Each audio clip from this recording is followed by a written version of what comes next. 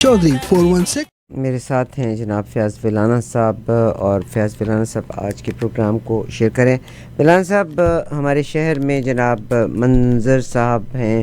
جو کہ بذات خود جرنلسٹ ہیں، وہ کہتے ہیں ایک کنسرن ہے کہ اگر کوئی 64 کروڑ روپے ڈونیشن دیتا ہے تو یقیناً جب اتنی بڑی ڈونیشن آتی ہے تو آئی اوپنر تو ہوتا ہے نا، یا اگر اتنے ایکڑ زمین اگر آ جاتی ہے تو آئی اوپنر تو ہے۔ ہم کیونکہ بحیثیت رپورٹرز جو ہیں ہماری ہمدردیاں تو کسی کے ساتھ نہیں ہیں، مگر پوزیشن میں ہوتے ہوئے یہ آنکھیں بند بھی نہیں ہونی چاہیے۔ ظاہر ہے جو آپ کے بڑے بڑے ڈونرز ہوتے ہیں آپ ان کو نوٹس میں تو رکھتے ہیں نا۔ بالکل، یہ جو صاحب اعتراض کر رہے ہیں ان کا اعتراض جائز ہے اپنی جگہ، لیکن کیا ان کی گورنمنٹ تھی ابھی 14 مہینے میں، ان 14 مہینوں میں اگر صرف یہ سیاسی بیانیے سے ہٹ کے سیریس تھے اس معاملے میں تو اس معاملے کو ٹیک اپ کرتے، اس معاملے پہ ملک ریاض صاحب کو بلاتے، ان کے بیٹے علی ریاض کو بلاتے، ان کی پوری مینجمنٹ کو بلاتے، اور مینجمنٹ کو جب بلاتے تو وہاں آپ کو پتہ ہے نا کہ ملک صاحب نے کوئی عام بندے نہیں رکھے ہوئے، ان کے آفس میں سارا جو ان کا انتظامی سٹرکچر ہے وہ ریٹائرڈ جنرل، ریٹائرڈ بریگیڈیئرز اور ریٹائرڈ کرنلز اور ریٹائرڈ میجرز صاحبان پر مشتمل ہے۔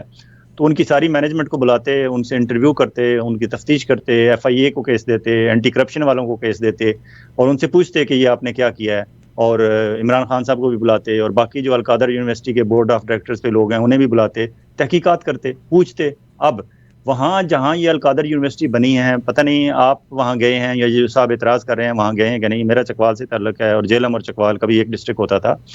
یہ انتہائی بنجر بیابان زمین ہے، جس طرح نمل یونیورسٹی میاں والی تلگنگ روڈ پہ بنی ہے، انتہائی بنجر زمین جہاں کوئی پانی تک دستیاب نہیں تھا، بڑی مشکل سے وہ بنی تھی، اور وہاں سب سے بڑا مشکل کام اس یونیورسٹی کو بنانے میں پانی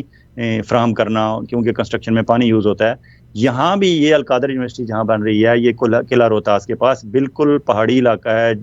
بنجر زمین ہے۔ اس ایک بنجر زمین کو جو انتہائی سستی ہے، اس پہ وہاں جا کے زمین کا ریٹ آپ پتہ کریں تو 560 کنال زمین جو کہتے ہیں ڈونیٹ کی ملک صاحب نے لے کے، وہ شاید اس کی پرائس جو ہے وہ چند کروڑ میں ہو۔ ایک بات، دوسری بات، عمران خان صاحب کہتے ہیں کہ وہاں اس کا بیسک روڈ سٹرکچر اور چیزیں اور کنسٹرکشن اس کا کنٹریکٹ ملک صاحب کو دیا گیا تھا۔ کیوں کہ یہ کام باقی جتنے کنٹریکٹر تھے وہ سارے، کوئی 10 سال کہتا تھا، کوئی 15 سال، تو ملک صاحب نے 3 سال میں وہ کام کر دیا جو باقی 10-15 سال کہتے تھے، کیونکہ ملک صاحب اس ملک میں سب سے بڑے ڈیولپر ہیں۔ اگر ملک صاحب کی ڈیولپمنٹ کسی نے دیکھنی ہے تو وہ بحریہ ٹاؤن کراچی جا کے دیکھ لے، بحریہ ٹاؤن راولپنڈی دیکھ لے، بحریہ انکلیو اسلام آباد دیکھ لے، بحریہ ٹاؤن لاہور دیکھ لے، تو یہ ماننا پڑے گا کہ ہاں ان کے پاس سیٹ اپ تو ہے، وہ چیزیں بنا لیتے ہیں اور بڑی بڑی کھلی کھلی اور اچھی بناتے ہیں۔ کنسٹرکشن میں اور ڈیولپمنٹ میں واقعی ان کا کوئی ثانی نہیں ہے، حتیٰ کہ ایک دفعہ سنا تھا وہ ان کو کسی نے مشورہ دیا تھا کہ کینیڈا میں آ کے یہاں ڈیولپر کے طور پر کام شروع کریں۔ دبئی میں انہیں پروجیکٹ آفر کیا گیا تھا، لیکن وہ کہتے ہیں میرا پاکستان میں ہی اتنا کرنے کی گنجائش ابھی موجود ہے، وہاں گھروں کی اتنی شارٹیج ہے کہ میں پاکستان سے ہی باہر نکل نہیں سکتا، اتنا کام ہے میرا، مجھ سے یہی نہیں سنبھالا جاتا۔ اور پھر ان کے جو بیٹے ہیں علی ریاض ملک، وہ تھوڑے سے لیڈ بیک قسم کے ہیں، وہ اپنے ایز اٹ از چلانے والے کام ہیں، ایگریسولی کام کرنا ملک صاحب کا ہی تھوڑا امتیاز تھا اور ملک صاحب ہی کرتے تھے۔ تو یہ اعتراض کرنے والے یہاں سے بیٹھ کے ہم کر لیتے ہیں، میں بھی کر سکتا ہوں، آپ بھی کر سکتی ہیں، اور ہمارے لسنر بھی کر سکتے ہیں، لیکن آن گراؤنڈ جا کے آپ جہلم جائیں، وہاں القادر یونیورسٹی دیکھیں کس جنگل بیابان میں انہوں نے آباد کرنے کی کوشش کی ہے، اور وہاں اس یونیورسٹی میں کن بچوں کو تعلیم دی جائے گی۔ اب عمران خان نے وہ اپنا ذاتی اس کا یونیورسٹی نہیں ہے، اس نے عمران خان یونیورسٹی اس کا نام نہیں رکھا، القادر یونیورسٹی ہے، اور شیخ عبد القادر جیلانی کے نام پہ ہے، اور اس میں سیرت طیبہ اور سیرت محمد پہ بات ہوگی، اور اس طرح کی رحمت اللہ عالمین اتھارٹی جو بنائی ہے اس کو اس کے ساتھ انہوں نے کیا تھا، کولیبوریشن رکھی تھی، اور وہاں بچوں کو اور ہماری آنے والی نسلوں کو اسلامی تعلیمات اور سیرت النبی پہ تعلیم دی جائے گی۔ اب کوئی بندہ کام کرنا چاہتا ہے، آپ اس کو اپریشیٹ کریں کہ اس نے کام کر رہا ہے وہ، اور بورڈ آف ڈائریکٹرز پہ اعتراض ہے تو آپ قوم پوری مطالبہ کرے کہ عمران خان صاحب آپ بھی اور آپ کی اہلیہ بھی پلیز اس القادر یونیورسٹی کے بورڈ آف ڈائریکٹر سے رخصت فرما جائیں، یہ کسی عام شہری کو دیں، کسی پروفیسر کو، کسی اکیڈیمیا کے بندے کو دیں، کسی اور بندے کو اس بورڈ آف ڈائریکٹرز پہ رکھ دیں۔ آپ یہاں رہیں گے، ہمیں آپ پہ شک ہے کہ آپ ہمارے ملک کے وزیر اعظم کے طور پر اگر اس طرح کے خیراتی اداروں کے بورڈ آف ڈائریکٹرز پہ رہیں گے تو آپ فیورز دیں گے ان کو، اور شاید آپ کو ان رسپانس کوئی فیورز ملیں گی۔ یہ آواز بلند کی جا سکتی ہے، یہ اپیل کی جا سکتی ہے، اور یہ ہمارے منظر صاحب جو دوست ہیں اور باقی صاحبان ہیں، انہیں چاہیے کہ اس آواز کو اور توانا بخشیں، اس آواز کو اور بڑھائیں، اونچا کریں، بلند کریں، بار بار اس کا ذکر کریں، تو شاید عمران خان کے کانوں تک پہنچ جائے اور وہ آئندہ اس طرح کے خیراتی اداروں کے بورڈ آف ڈائریکٹرز پہ نہ جائیں۔ ورنہ ایگزیکٹلی. اور یہ اس طرح احتجاج کرنا تو صرف اعتراض کرنا ہوتا ہے. ہاں اتنا بڑا ادارہ کھڑا کرنا مشکل ہے, کوئی کھڑا کر کے دکھائے. صحیح. مگر فیاض بھائی میرا تو کسی پارٹی کے ساتھ تعلق ہے نہیں, اور عمران خان دیکھیے یہ بات ایک الگ ہے کہ آڈٹس ہونے لازمی ہیں. ہم یہاں بھی اگر لوگوں کو ڈونیشنز دینے کا کہتے ہیں تو ہم کہتے ہیں آپ رسید ضرور لیں. بہت سے لوگ جو ایموشنل ہوتے ہیں وہ کہتے ہیں نہیں نہیں میں اللہ دے نام دیتا, میں نے رسید دی لوڑ نہیں. دس از اے سسٹم کہ اداروں کا بھی آڈٹ ہوتا ہے, ایک سے ایک بہترین ادارے کا ہر سال آڈٹ ہوتا ہے, اور جو بڑے ڈونرز ہوتے ہیں ظاہر ان کو مارک تو کیا جاتا ہے. It's a very legitimate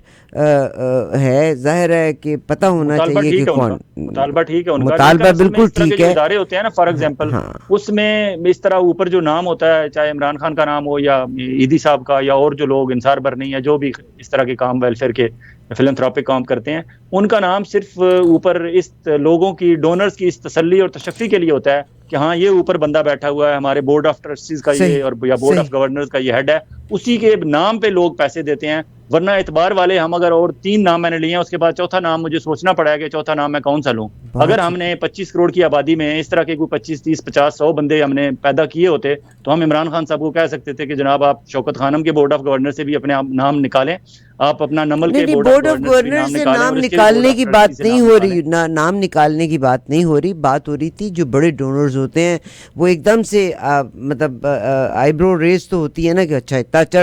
donate کیا. It's real fact. مجھے یہ بتائیے گا کہ میرا لاسٹ کویسچن اور آپ پھر کنکلوڈ کیجئے گا کہ معاشی ماہرین نے کہا ہے کہ اسٹیٹ بینک آف پاکستان مہنگائی کے اضافے اور عالمی مالیاتی ادارہ یعنی IMF جو ہے اس کے دباؤ کے پیش نظر پیر کو ممکنہ طور پر شرح سود میں اضافہ ہوگا جو کہ 22 سے 23% تک چلی جائے گی. کچھ فرمائیں گے اس کے بارے میں؟ شرح سود جتنی دفعہ بڑھتی ہے پاکستان میں اتنی مہنگائی بڑھتی ہے, اور دنیا میں شاید ہم تو کوئی ورلڈ ریکارڈ بنانے جا رہے ہیں. اتنی بڑی آبادی کا ملک ہے جس کا اتنا بڑا ایک پھیلا ہوا ہمارا معاشی اقتصادی نظام ہے, اس میں آپ یہاں آپ کو پتہ ہے کینیڈا میں 0.25% بڑھتا ہے تو لوگ چیخنا شروع کر دیتے ہیں. پاکستان میں وہاں 1% 2% تو آرام سے وہ بڑھا لیتے ہیں. جب یہ اسحاق ڈار صاحب آئے تھے یہ 17-18 پہ تھی, پھر 19 20 21 22 پہ چلی گئی. اب یہ اور زیادہ کریں گے اور مہنگائی زیادہ ہوگی. نہیں ہونا چاہیے اس طرح. آپ کے پاس ٹائم کی شارٹیج ہے, میں 1-2 چیزیں ضروری بات کرنا چاہتا ہوں. ایک, مجھے بہت زیادہ لوگوں کی کالز آ رہی ہیں کہ خواجہ آصف صاحب نے جی پاکستان کی خواتین کے ساتھ بدتمیزی کی ہے. خواجہ آصف صاحب ایسے کمال کے آدمی ہیں کہ انہیں اندازہ نہیں ہوتا, وہ وزیر دفاع ہیں اور کبھی کبھی وہ فائر ایسا کر جاتے ہیں کہ وہ اپنی پارٹی پہ ہی فائر کر دیتے ہیں. اس پہ میں بعد میں بات کروں گا. ابھی 2-4 دن پہلے محمد مالک صاحب کے پروگرام میں خواجہ آصف صاحب بیٹھے ہوئے تھے اور وہاں انہوں نے کہا کہ وہ ان سے پوچھا گیا تو انہوں نے کہا جی کہ تنقید عمران خان نے بھی کی آرمی پہ اور میاں صاحب نے بھی کی. تو انہوں نے وضاحت یہ فرمائی کہ جناب ہاں عمران خان نے کی لیکن عمران خان بڑی بدتمیزی سے کرتا ہے, بدتمیزی سے کرتا ہے. میاں صاحب تو ہمیشہ انہوں نے قمر جاوید باجوہ صاحب کو کے خلاف بھی کی اور فیض حمید صاحب کی بھی کی, لیکن وہ ساتھ نام کے ساتھ صاحب لگاتے ہیں. یہ جسٹیفیکیشن تھی میں اپنے خواجہ آصف صاحب کی کہ بدتمیزی اور وہ کرتے ہیں انہوں نے کیا لیکن ساتھ صاحب لگایا ہے. ایک تو انہوں نے یہ جواز پیش کیا, حالانکہ ایسی بات کوئی نہیں ہے. دوسرا انہوں نے کہا جی کہ 24 مارچ کو جو میں نے چیف جسٹس آف پاکستان کو خط لکھا تھا عمران خان کے خلاف اور ان سارے معاملات پہ, وہ ایکچولی ہمارے منسٹری میں آپ کو پتہ ہے میں تو منسٹر وہاں ہوں, لیکن وہاں سارا سسٹم نیچے جو ہے وہ اتنے میجر جنرل ہوتے ہیں, اتنے ایڈیشنل سیکرٹری وہ بھی ریٹائرڈ میجر جنرل ہیں, اتنے سیکرٹری بھی وہاں جنرل ہیں, اتنے بریگیڈیئر ہیں, تو وہاں سارا سیٹ اپ ان کا ہوتا ہے. اور مجھ سے تو سائن کرایا انہوں نے, وہ لیٹر میں نے نہیں لکھا تھا وہ انہوں نے لکھا تھا. اس طرح انہوں نے جان چھڑائی اور یہ ان کا بیسیکلی یہ جواز تھا. پھر انہوں نے کہا جی کہ اپنا میاں صاحب کا انہوں نے کہا کہ وہ نام لگاتے ہیں. ہاں بالکل عمران خان کی یہ غلطی ہے کہ عمران خان جب تنقید کرتا ہے تو وہ ساتھ صاحب نہیں لگاتا اور خود تنقید کر لیتا ہے. میاں صاحب اس معاملے میں بڑے سمجھدار ہیں, وہ خود نہیں کرتے. انہوں نے جو آرمی افسران کی بدنامی کرنی ہوتی ہے, ان پہ تنقید جو واشگاف تنقید ہوتی ہے اور ان کی ساتھ بدتمیزی جو کرنی ہوتی ہے, انہوں نے میاں جاوید لطیف جیسے بندے رکھے ہوئے ہیں, انہوں نے حال ہاشمی جیسے بندے رکھے ہوئے ہیں, انہوں نے پرویز رشید جیسے بندے رکھے ہوئے ہیں, انہوں نے پروفیسر عرفان صدیقی کے بھانجے شوکت عزیز صدیقی جیسے بندے رکھے ہوئے ہیں, اور انہوں نے مشاہد اللہ خان صاحب اللہ نے جنت نصیب کرے وہ بولتے تھے, یا صادق صاحب جیسے بندوں سے, خواجہ آصف صاحب جیسے بندوں سے وہ یہی کام لے لیتے ہیں, خود نہیں بولتے. یہ میاں صاحب کا. ہاں عمران خان کی غلطی یہ ہے کہ یہ دوغلا نہیں ہے, یہ جو بات اس کے دل میں ہوتی ہے خود کہہ دیتا ہے, اور یہ نہیں کہتا کہ یہ اپنے کسی سٹاف کو اپنے کسی ٹیم کے کسی اور بندے کو کہے. یہ عمران خان کی غلطی ہے. یہ اگر آپ کہتے ہیں اسٹیبلشمنٹ کو میاں صاحب نے اسٹیبلشمنٹ کو بھی دھوکہ دے کے رکھا ہوا ہے, عوام کو بھی دھوکہ دے کے رکھا ہوا ہے, سیدھی بات نہیں کرتے, صاف بات نہیں کرتے. ایک اور بہت ضروری بات جو اچھا اس پہ خواجہ آصف پہ جو پاکستان سے اور یہاں سے بھی مجھے خواتین کی کالیں آ رہی ہیں, میسیجز آ رہے ہیں, وہ کہتے ہیں جی خواجہ آصف پہ بات کریں, اس نے ہماری بہت بےزتی کی ہے خواتین کی, اور ہم وومن امپاورمنٹ کی بات کرتے ہیں. دنیا میں ہم یہ کہتے ہیں جی پاکستان میں وومن امپاورمنٹ پہ کام ہو رہا ہے, یہ کام ہو رہا ہے, یہ اسمبلی کے اندر کھڑے ہو کے ہمارے ساتھ بدتمیزی کرتا ہے, اور دوسرے دن پھر اپنے بیان پہ قائم رہتے ہیں, کہتے ہیں ہاں میں اپنے بیان پہ قائم رہا ہوں, میں کیوں معافی مانگوں, میں اپنا اسٹیٹمنٹ واپس نہیں لوں گا.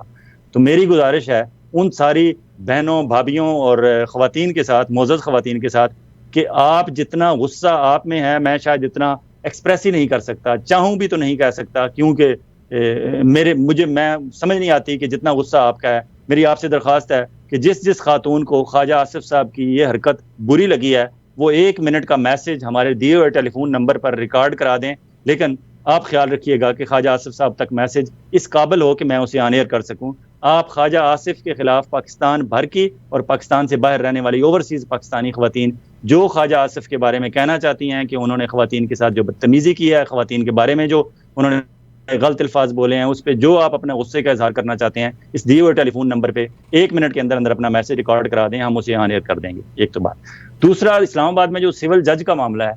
سول جج صاحب کی مسز کو ڈھونڈا جا رہا ہے, وہ کہیں غائب ہو گئی ہیں جنہوں نے اپنی ملازمہ کے ساتھ زیادتی کی ہے. وہاں میری گزارش یہ ہے, ایک رائے ہے کہ آپ نے تو بڑا اچھا فارمولہ ابھی لیٹلی ہم نے دیکھا کہ 9 مئی کے واقعات جو ہوئے پاکستان بھر میں, چاہے اس میں کوئی ملوث تھا یا نہیں تھا, جیو فینسنگ میں آ گیا, کسی طریقے سے بھی آ گیا, تو آپ بندے کو پکڑنے گئے, بندہ نہیں ملا, آپ نے اس کی ماں کو اٹھا لیا, اس کی بہن کو اٹھا لیا, اس کے بیٹے کو اٹھا لیا, آپ نے 13 سال کے بچے کو اٹھا لیا, آپ نے 15 سال کے بچے کو اٹھا لیا.